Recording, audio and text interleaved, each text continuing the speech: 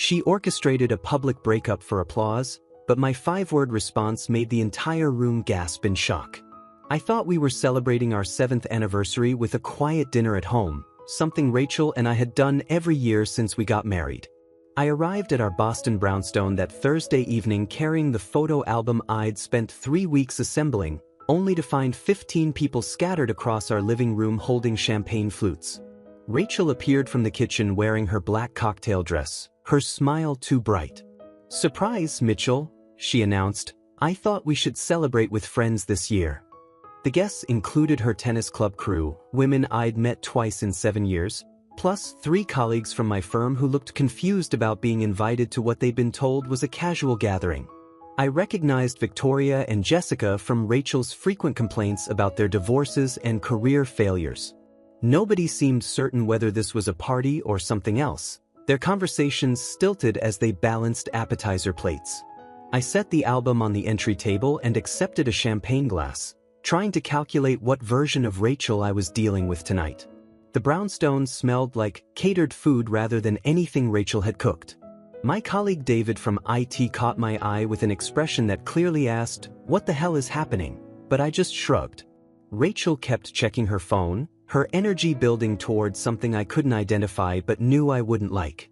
Dinner was served at our extended dining table, creating space for all 17 of us in uncomfortable proximity. The conversation felt scripted, questions about my recent infrastructure project, inquiries about vacation plans, observations about how settled we'd become. She'd positioned herself at the head of the table opposite me, creating maximum distance while maintaining visual control. Between the main course and dessert, Rachel stood and tapped her champagne glass. The room fell silent with tension that precedes either a heartfelt toast or complete disaster. "I want to thank you all for being here," Rachel began, her voice steady and rehearsed, "because there's something important I need to say, something I should have said months ago." Her hand gestures were deliberate, her pauses calculated for dramatic impact. I've spent 7 years in this marriage trying to fit myself into Mitchell's world of predictability and routine, and I've realized something fundamental about my journey toward authentic self-actualization. The room shifted uncomfortably, guests exchanging glances from confused to mortified. "Mitchell is a good man," Rachel continued, her tone shifting to pity wrapped in condescension. "But I've outgrown this marriage, outgrown the intellectual stagnation of planning every weekend 3 months in advance and discussing server migrations over dinner, outgrown the version of myself that accepted being emotionally diminished by someone who values stability over growth." She was performing now, one hand pressed to her chest. "I deserve a partner who challenges me, who understands that life is meant to be experienced rather than scheduled, who sees me as more than just a wife but as a fully actualized individual with needs that transcend domestic comfort." Victoria's mouth had fallen open, Jessica stared at her wine glass, and my colleagues looked ready to bolt. I sat there watching Rachel deliver her rehearsed monologue about feeling intellectually stifled by my love of routine, about needing space to rediscover her authentic voice, about how staying together would be limiting both our potentials for genuine fulfillment. She talked about outgrowing the comfortable prison of our marriage, about finding courage to speak her truth publicly, about refusing to diminish herself any longer. I watched guests squirm, watched Victoria try to catch Rachel's eye with a warning signal, watched the whole production unfold with choreographed precision. When she finally paused, clearly expecting tears or begging or anger, some reaction that would validate the dramatic arc she'd constructed, I simply looked at her across the table and said 5 words. "You can have everything." The room went absolutely silent. Rachel's face froze mid-performance, stuck between triumphant and confused, like an actress who'd forgotten her next line. She'd clearly envisioned this differently, imagined me breaking down, pleading for another chance, giving her the emotional climax her performance demanded.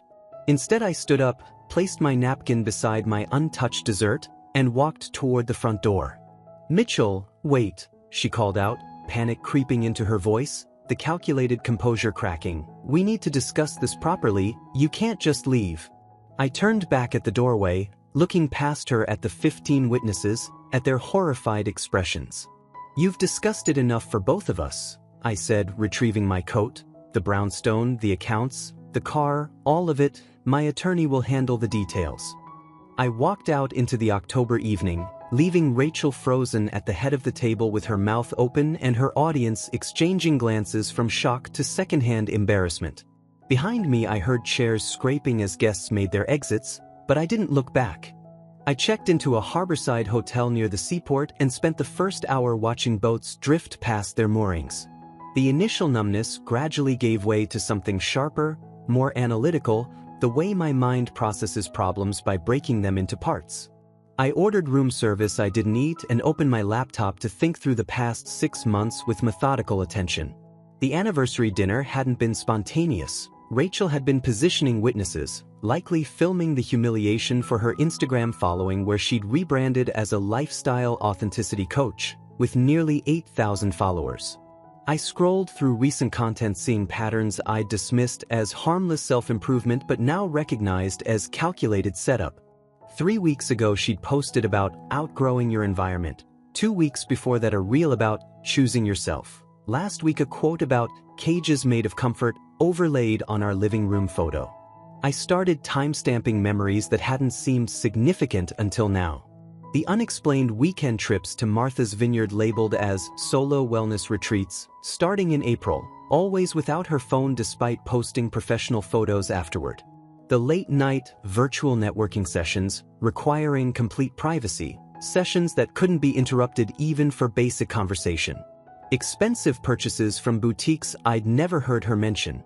A $1,500 handbag in June, designer workout clothes in July, professional photography equipment in August. I'd been funding her exit strategy without realizing it. Most telling was her recent insistence on updating our will and refinancing the brownstone, conversations framed as responsible financial planning. She'd pushed hard for putting the house solely in her name for tax optimization purposes, her advisor allegedly recommended, something I'd resisted mostly out of laziness. Now I wondered about her endgame: secure the assets, execute the public breakup, paint me as controlling, then ride the sympathy wave while keeping everything we'd built. I pulled up our joint bank account and reviewed transactions with forensic attention. Nothing obviously fraudulent, but patterns emerged: transfers to unknown accounts, payments to Horizon Consulting Services that meant nothing to me, subscription charges Rachel had never mentioned. The Horizon payments were particularly interesting: $500 monthly since March, labeled professional development coaching. I screenshotted everything and saved it to an encrypted folder. My phone buzzed with texts from colleagues who'd witnessed tonight's disaster. I responded with simple thanks, which was true. I felt oddly calm, like I'd been waiting for something to break. Rachel hadn't texted at all, probably performing damage control or crafting the perfect social media narrative. I realized the public breakup wasn't about ending our relationship, it was about destroying my reputation while concealing her agenda. She'd needed witnesses to her victimhood, documentation of her brave choice, proof she'd tried gracefully while I walked away without fighting. The narrative would write itself. Devoted wife finds courage to speak truth, emotionally unavailable husband can't be bothered to engage, she's forced to rebuild alone. Except I'd given her everything, taken away her villain, left her with no origin story to tell. I spent another hour researching Rachel's Instagram followers, cross-referencing names with her contacts, building a map of her digital ecosystem. Most seemed legitimate, but certain accounts appeared repeatedly in comments, supportive women praising her journey.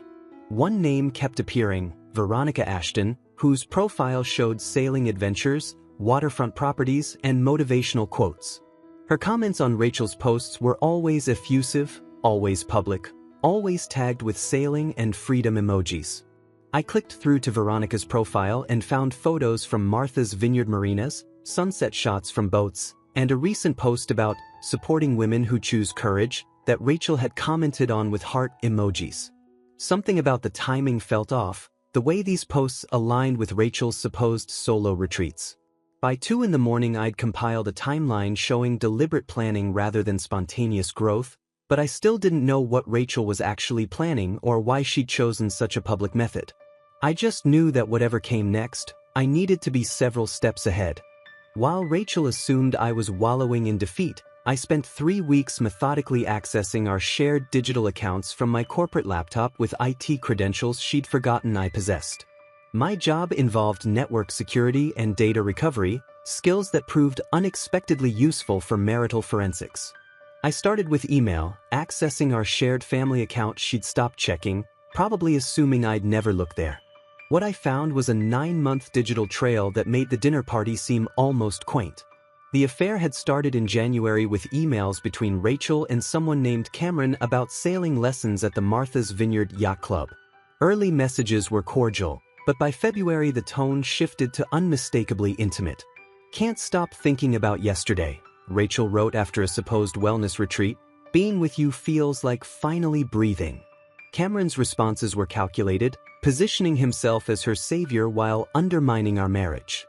"You deserve someone who sees your potential, who doesn't try to keep you small," he'd written in March, clearly working from some playbook about isolating targets. I screenshotted every exchange, watching their relationship escalate to full affair with detailed plans to liquidate marital assets before filing for divorce. The emails revealed Rachel had shared our finances with Cameron. "The brownstone's worth at least $1.2 million, she'd written in May, "and Mitchell's retirement accounts are substantial. He's been maxing contributions since his 20s because of course he has." The contempt was striking, mocking the financial discipline that had built the life she enjoyed. Cameron encouraged her to secure assets in her name before divorce proceedings, explaining her sudden interest in estate planning. Their plan involved Rachel filing after establishing a narrative of emotional neglect, using Instagram to generate sympathy while Cameron positioned himself as the supportive friend. I found drafted divorce settlement proposals in her cloud storage demanding the brownstone, half my retirement accounts, and ongoing spousal support based on her sacrificed career potential. Credit card statements told an even more damning story.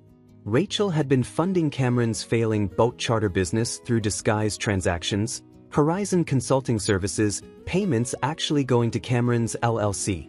I downloaded 12 months showing over $30,000 transferred to Cameron-affiliated businesses, all categorized as Rachel's professional development. The vineyard trips weren't solo retreats but extended visits with Cameron, charged to our joint card with hotel receipts and restaurant bills for two. I found receipts from jewelry stores and boutiques, all purchased during her supposed digital detoxes. She'd even used our airline miles to book flights. The most damaging evidence came from her cloud storage, folders labeled 2024 Goals, that actually contained her exit strategy. I found a secret Pinterest board titled New Beginning, filled with homes in the Florida Keys where Cameron lived during winter, vacation photos with Cameron cropped to exclude his face, and wedding dress designs. She'd been planning her next marriage while still in her current one, literally shopping for wedding venues while I assembled that anniversary photo album. There were practice recordings of the breakup speech, video files where Rachel rehearsed while tennis club friends coached her via video call. "Make sure you pause after the intellectually stifled line," Victoria's voice suggested. "That's when he'll probably start crying." They'd workshopped my humiliation like theater production, discussing lighting and camera angles for Instagram impact. Rachel laughed about making me the villain of her story arc, about how her followers would eat up the narrative of finally choosing herself over a controlling partner. I found chat logs from a private Facebook group called Women Rising, where Rachel had shared details about our marriage for months, painting me as emotionally withholding while members praised her courage and offered advice about protecting assets. She'd shared our private conversations, intimate details, even photos from inside our home. These women had been her focus group, testing messaging and narrative framing. One thread from September showed Rachel asking about timing the breakup for maximum community support and minimal financial impact, with members suggesting she wait until after securing refinancing but before holiday expenses. I compiled everything into time-stamped folders organized by category: financial fraud, affair evidence, premeditation documentation. Each folder contained original files with metadata intact, screenshots with visible timestamps, and summary documents. My background in IT security had taught me that documentation quality mattered as much as content. I consulted with family law attorney Patricia Morrison, who reviewed my evidence cache over 2 hours in her corner office. She barely got through the first folder before looking up with an expression somewhere between professional appreciation and disgust. "This is extraordinarily comprehensive," Patricia said, clicking through the affair timeline. "I've been practicing family law for 23 years and I've never seen a case with this level of documented premeditation." She pulled up the Pinterest board screenshots. Her attorney is going to have a very difficult conversation with her about settlement expectations.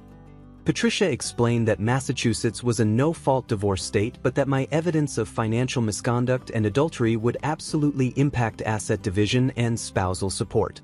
The $30,000 Rachel funneled to Cameron's businesses constituted marital asset dissipation, the refinancing attempts showed intent to defraud, and the affair timeline demonstrated she'd been planning her exit while actively deceiving me. "She wanted a villain for her narrative," Patricia observed, reviewing the practice videos, "but what she's actually created is documentary evidence of fraud, adultery, and calculated emotional abuse." I authorized Patricia to file divorce proceedings immediately, beating Rachel to the courthouse. Within 48 hours, I had temporary restraining orders on all joint accounts preventing Rachel from accessing or transferring funds. Patricia also subpoenaed Cameron's business records, expanding the evidence net to include his participation in the financial scheme. Rather than confronting Rachel directly, I engineered a parallel investigation while maintaining the appearance of a devastated spouse willing to reconcile. Through mutual acquaintances, I learned Rachel had been cultivating a victim narrative on social media, posting cryptic quotes about narcissistic partners, and rediscovering self-worth that generated thousands of sympathetic comments. Her Instagram featured carefully curated content, contemplative photos at coffee shops, inspirational quotes about choosing yourself, reposts about recognizing emotional manipulation. She'd posted a carousel 3 days after the dinner titled, "When You Finally Choose You," with aesthetic shots overlaid with text about the courage to leave relationships that no longer serve growth. Comments were predictably supportive, hundreds praising her bravery. She never mentioned the affair or financial fraud, never explained why she'd blindsided me in front of 15 witnesses, just positioned herself as finally finding strength to walk away. I watched her follower count climb from 8,000 to nearly 12,000 in 2 weeks. She'd scheduled couples therapy with Dr. Helen Morse, a renowned Cambridge therapist focusing on high-conflict divorces, probably hoping to establish a paper trail of my supposed emotional unavailability. I agreed to attend every session, showing up punctually with a notebook while Rachel performed elaborate emotional displays. During our first session, Rachel delivered a tearful monologue about feeling invisible, about how I'd prioritized work over emotional connection. "He's always been more interested in his computer screens than in me," she told Dr. Morse, dabbing her eyes. "I've spent 7 years trying to get him to see me as a person rather than part of his routine." I sat taking notes, letting her build her narrative, watching Dr. Morse's expressions shift from sympathy to something more analytical. The second session, Rachel framed the anniversary dinner as her desperate final attempt to make me understand our problems. "I invited our friends because I thought having community support would help us process what needed to happen," she explained, voice wavering. "I never intended to humiliate Mitchell, I just needed witnesses to hold space for such a difficult conversation." Dr. Morse asked why she hadn't discussed concerns privately first. Rachel's response involved therapy speak about honoring her truth, but I noticed her hands clenching, a tell she'd always had when lying. By the third session, I'd started gently introducing contradictions, nothing dramatic, just quiet observations that didn't align with her version. When she claimed I'd never supported her career, I mentioned the $15,000 I'd contributed to her coaching certification. When she said I refused to engage emotionally, I referenced weekly date nights I'd planned that she'd consistently canceled. Dr. Morse started asking more probing questions, clearly noticing inconsistencies. "Rachel, you've mentioned feeling financially controlled, but Mitchell indicates he's been the primary income while funding your business ventures," Dr. Morse observed during our fourth session. "Can you help me understand what financial control looked like?" Rachel stumbled through an explanation about needing permission to spend money, about how I'd questioned purchases. I pulled out my phone showing our joint account history, the thousands in charges Rachel had made without discussion. "I never denied Rachel access to our accounts," I said calmly. "I asked questions about unusual charges because $30,000 transferred to consulting services seemed worth discussing." Rachel's face went pale. She hadn't expected me to bring documentation. Dr. Morse asked about the consulting services, and Rachel fumbled through an explanation that sounded increasingly thin. After that session, Dr. Morse requested a private conversation. "Mitchell, I need to be direct," she said, closing her door. "I'm seeing patterns that concern me clinically, the inconsistencies, the performative quality of her emotional displays, the way she reframes your reasonable questions as controlling." She explained that while she couldn't diagnose Rachel without full evaluation, the behaviors suggested patterns of pathological deception. "My professional recommendation is that you protect yourself legally rather than pursue reconciliation," Dr. Morse said quietly. "This isn't a marriage that can be saved through therapy." I thanked Dr. Morse and used remaining sessions to document Rachel's contradictions, recording each conversation legally with Massachusetts's one-party consent laws. Meanwhile, I hired forensic accountant Gerald, who uncovered 3 offshore accounts Rachel had established using her maiden name. Gerald spent 2 weeks following the money trail, discovering over $180,000 transferred from our joint savings through carefully disguised transactions over 18 months. The transfers had been small enough to avoid triggering alerts, but when aggregated represented systematic draining of shared assets. "This level of planning suggests premeditation going back at least 2 years, Gerald explained, showing me spreadsheets tracking every suspicious transaction. "She's been building a nest egg while maintaining the appearance of normal marriage, classic asset concealment." The offshore accounts were in the Cayman Islands under Rachel's maiden name with a Massachusetts P.O. box as contact address. Gerald traced setup fees back to charges Rachel had categorized as professional services, using our own money to hide our own money from me. I strategically reconnected with Rachel's estranged sister Elizabeth, someone Rachel had stopped speaking to 3 years ago after a family dispute I'd never understood. Elizabeth lived in Providence and worked as a guidance counselor, someone Rachel had described as judgmental for not supporting her coaching ambitions. I reached out via Facebook explaining we were divorcing and asking if she'd talk. Elizabeth responded within an hour, suggesting coffee the following weekend. We met at a cafe halfway between Boston and Providence, and Elizabeth arrived carrying a folder she'd apparently been waiting years to share. "I tried to warn you before the wedding," Elizabeth said, pulling out printed emails and photos, "but Rachel convinced you I was jealous, didn't she?" She explained that their mother had warned me too during our engagement party, comments I dismissed as anxiety but which Elizabeth revealed were based on patterns their family had witnessed throughout Rachel's life. Rachel had a history of manufacturing crises for attention, positioning herself as perpetual victim while manipulating everyone, cycling through relationships whenever she found someone with better financial prospects. "She did this to her college boyfriend," Elizabeth explained, showing me photos, "convinced him to co-sign loans for her business ideas, then left him for a pharmaceutical rep. He got stuck with $30,000 in debt." Elizabeth had documentation going back to Rachel's teenage years, credit cards opened in their mother's name, elaborate lies about scholarships that were actually pyramid schemes, relationships sabotaged when they stopped serving purposes. Through Elizabeth, I located Cameron's ex-wife Jennifer in Connecticut, who divorced him 5 years ago under disturbingly familiar circumstances.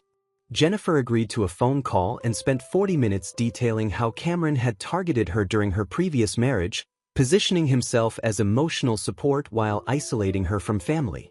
"He has a type," Jennifer explained, her voice carrying weariness. "Women with assets, women in vulnerable emotional states. He's done this at least 3 times that I know of." She explained Cameron worked as a sailing instructor specifically because it gave him access to wealthy women during leisure time, women relaxed and receptive to attention. He'd identify targets, cultivate emotional affairs while gathering financial information, then encourage them to leave marriages while funneling money to his failing businesses. "The boat charter company is his standard play," Jennifer said. "He convinces women they're investing in a shared future, but the business is deliberately structured to lose money. It's just a vehicle for extracting cash." Jennifer had tried reporting Cameron years ago but discovered romantic financial manipulation occupied a legal gray area unless she could prove outright fraud. She'd been quietly tracking his pattern through marina gossip, knowing of at least 2 other women he'd targeted. I obtained sworn statements from neighbors who'd witnessed Cameron entering our brownstone during business hours, visits suspicious enough that one elderly neighbor had kept a log with dates and times. The marina manager where Cameron worked provided records showing Rachel had prepaid for an entire season of private lessons totaling $15,000 despite never expressing interest in sailing. She paid in installments over 3 months, the manager explained, always in cash or wire transfers, which seemed unusual. I remember thinking she was trying to hide payments from someone. I even secured doorbell camera footage from our own home security system showing Rachel and Cameron embracing on our front porch during hours she'd claimed to be at yoga class. The footage was time-stamped and geotagged, providing irrefutable proof of their affair overlapping with her supposed solo wellness activities. I compiled witness statements from mutual friends who'd noticed Rachel's behavior changing, several admitting they'd suspected something but hadn't wanted to interfere. Victoria from the tennis club provided particularly damaging testimony, revealing Rachel had been openly discussing divorce plans since spring and had recruited friends to help perfect her public breakup performance. She showed us the speech on her phone weeks before the anniversary dinner. Victoria's written statement explained, she wanted feedback on which lines would generate the most sympathy. Patricia compiled everything into a comprehensive filing running over 200 pages with exhibits, the offshore accounts, the affair timeline, the witness statements, the financial fraud documentation, the therapy recordings where Rachel contradicted herself repeatedly. This is beyond what we typically see in divorce proceedings, Patricia said during our final preparation meeting. Most cases involve 1 or 2 contested issues, but you've documented a systematic pattern of deception, fraud, and premeditated manipulation spanning years. The legal strategy was straightforward. Demonstrate that Rachel had not only committed adultery but had also systematically defrauded me of marital assets while planning her exit, establishing grounds for her to forfeit any claim to property purchased with my inheritance and face potential criminal charges for the offshore account scheme. 6 weeks after the anniversary disaster, Rachel texted asking if I'd meet for a reconciliation celebration at Atlantic Prime, an upscale waterfront restaurant in Boston's Seaport District. Her message struck a conciliatory tone, claiming she'd had time to reflect and wanted to apologize properly. I agreed immediately, knowing from Victoria's testimony that Rachel was planning another performance, this time positioning herself as the magnanimous ex-wife willing to forgive my supposed emotional failures. What Rachel didn't know was that Patricia had already served her with divorce papers 3 days earlier, that her attorney had received our evidence cache, and that I'd spent the past week preparing my own reversal. I arrived 15 minutes early and requested our usual table near the windows overlooking the harbor. Rachel showed up wearing the same black cocktail dress from the anniversary dinner, clearly understanding the symbolic value of visual callbacks. Because of course she'd invited an audience, I recognized several tennis club faces scattered throughout the restaurant, women positioned at nearby tables with phones ready, Victoria and Jessica among them looking uncomfortable. "Thank you for coming," Rachel said, sliding into her seat with practiced grace, her voice pitched to Carrie. "I know the anniversary dinner didn't go the way either of us hoped, and I've spent these weeks examining my own role in our breakdown." She was already performing, positioning this as her redemption arc where she'd gracefully acknowledge mistakes while I'd presumably grovel for another chance. I let her order wine, let her settle into her prepared remarks about personal growth and accountability. As appetizers arrived, Rachel launched into what sounded like a rehearsed apology about letting her fear of stagnation override her appreciation for what we'd built.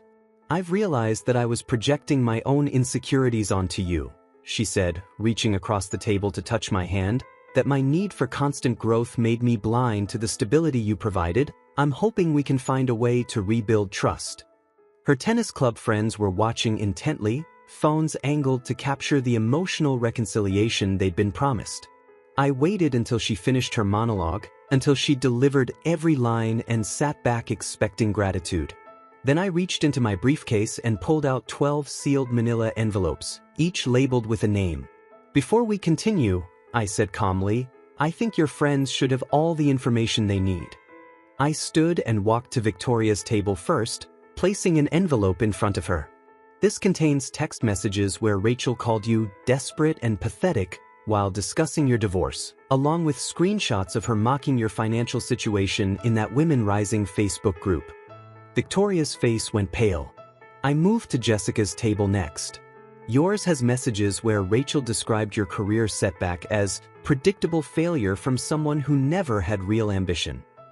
Jessica's hands trembled as she read. I distributed envelopes to each tennis club member, each containing personalized evidence of how Rachel had betrayed their trust, mocked their confidences, or manipulated their relationships. The restaurant fell silent except for rustling papers and occasional gasps. I returned to our table where Rachel sat frozen, her face cycling through confusion, panic, and horror. I pulled out my tablet and opened a video file, setting the volume loud enough for nearby tables to hear. Rachel's voice filled the space, the practice recording of her anniversary breakup speech. Make sure you pause after the intellectually stifled line, Victoria's voice suggested. That's when he'll probably start crying. Rachel's laugh echoed through the restaurant. I just need him to look destroyed enough that my followers will feel the emotional impact. This needs to be content that makes people stop scrolling. The recording continued with Rachel workshopping different versions, discussing camera angles and lighting. She talked about making me the villain of her story arc, about leveraging the breakup to grow her coaching business, about how Mitchell's humiliation is basically free marketing if I frame it correctly. I watched faces around us, watching women who'd been recruited as witnesses realize they'd been props in an elaborate performance designed to monetize relationship trauma. The envelopes also contain evidence of Rachel's 9-month affair with Cameron, a sailing instructor who targets married women with assets. I continued, my voice carrying across the silent restaurant. Documentation of over $200,000 she embezzled from our joint accounts into offshore holdings and her lover's failing businesses, therapy recordings where she contradicted herself repeatedly, and witness statements about patterns of manipulation going back years. I projected bank statements on my tablet, letting nearby tables see the highlighted transfers to Horizon Consulting Services, the offshore account documentation, the credit card charges for romantic getaways. Rachel spent months planning a public breakup designed to humiliate me while concealing her affair and financial crimes. I said, looking directly at her. She recruited you all as unwitting accomplices to witness what she framed as her brave choice, when the reality was that she was executing an exit strategy to defraud me while positioning herself as a victim for social media content. Several tennis club members had stood up, gathering their belongings with expressions of disgust and betrayal. Mitchell, please, Rachel finally managed, her voice cracking, this isn't what it looks like. I placed a final document on the table, the divorce filing with Patricia's firm letterhead clearly visible. Your attorney received this 3 days ago, I explained. You'll forfeit any claim to the brownstone purchased with my grandfather's inheritance, return the $180,000 you transferred to offshore accounts plus the $30,000 you funneled to Cameron's businesses, pay spousal support based on your financial misconduct, and sign an NDA preventing you from monetizing our relationship on social media. Rachel stared at the papers, hands shaking. I can't afford that. Then you shouldn't have committed fraud. I stood, placed my house keys on the table next to the divorce papers. The attorney has everything, I said loud enough for the remaining audience to hear. Every email, every text, every practice video of you rehearsing my humiliation, every bank record showing your systematic theft, every witness statement contradicting your narrative. I walked out, leaving Rachel sitting alone, surrounded by scattered papers and the wreckage of her carefully constructed image, her tennis club friends either gone or staring at her with betrayal. The divorce settlement crushed Rachel's exit strategy in ways that became evident over following months through updates from mutual acquaintances. She forfeited all claim to the brownstone purchased primarily with my grandfather's inheritance. The court ordered her to pay substantial spousal support due to proven adultery and financial misconduct, a reversal she'd never anticipated. Patricia had structured the settlement to ensure Rachel would spend years repaying what she'd stolen, garnishing her coaching income until the debt was satisfied. Her social media following collapsed within days as screenshots of her deception circulated beyond the tennis club. Victoria, furious at being manipulated, had shared the evidence packages with Rachel's entire Instagram network, posting detailed threads about how Rachel had weaponized vulnerability narratives while privately mocking the women who supported her. Former followers flooded her comments with accusations of fraud, demanding refunds for coaching services they now recognized as advice from someone fundamentally dishonest. Rachel's follower count dropped from 12,000 to less than 800 within 2 weeks. Her coaching business evaporated as clients canceled sessions and left scathing reviews describing her as a manipulative fraud who'd built her platform on manufactured trauma. Cameron abandoned her within 3 days once the money stopped and legal implications emerged, exactly as Jennifer had predicted. His pattern was to extract what he could then disappear when targets became liabilities. Rachel attempted damage control through a tearful Instagram video claiming I'd manipulated evidence, but comments filled with messages from people who'd received the evidence packages and verified its authenticity. I was at that restaurant, one comment read, I saw the bank statements, the affair timeline, the recordings, you can't gaslight your way out of documentary evidence. Rachel tried pivoting her brand to redemption, posting about lessons learned from mistakes, but her audience had vanished. She eventually made her account private and stopped posting altogether, her dreams of influencer success destroyed by the same documentation habits that had made me good at my job. I discovered unexpected peace in the solitude that followed, initially spending evenings processing not just Rachel's betrayal but my own tendency to ignore intuitive warnings about her character. I dismissed Elizabeth's concerns, overlooked financial irregularities, rationalized emotional distance.